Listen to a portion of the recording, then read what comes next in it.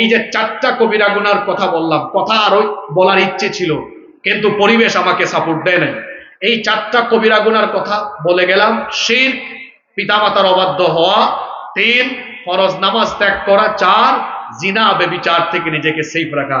জিনা ব্যভিচার থেকে সেফ রাখার 5টা প্রেসক্রিপশনও দিয়ে যায়। 1, চোখের হেফাজত করা, আজে বাজে জিনিসের দিকে নিষিদ্ধ কোনো কিছুর দিকে তাকাবেন না। 2, জবানের হেফাজত।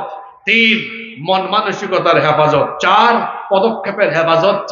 5, পর্দা মেনটেন করা। এই 5টা জিনিস করতে পারলে জিনা ব্যভিচার থেকে যিনি বাঁচিয়ে দিবেন তিনি কে? সর্বশেষ নসিহত হলো এই যে কোরআন। একদিন ওয়াজ মাহফিলে এসে একদিন ওয়াজ শুনলেই আমাদের দায়িত্ব শেষ হয়ে যায় না। এই কোরআনের প্রত্যেক দিন অন্তত সর্বনিম্ন 5 আয়াত, পারলে 10 আয়াত অর্থ সহ বুঝে পড়বেন। যদি 10 আয়াত করে পড়েন 2 বছরে পুরা কোরআন আপনার শেষ হবে। যদি 5 আয়াত করে পড়েন তাহলে 4 বছরে পুরা কোরআন একবার পড়া হবে। বলেন তো ডেইলি 5 আয়াত করে পড়লে পুরা কোরআন পড়তে কয় বছর লাগবে? অর্থ সহ। আর ডেইলি 10 আয়াত পড়লে কত বছর? 2 বছর। 20 আয়াত করে পড়লে মাত্র পারবেন ইনশাআল্লাহ।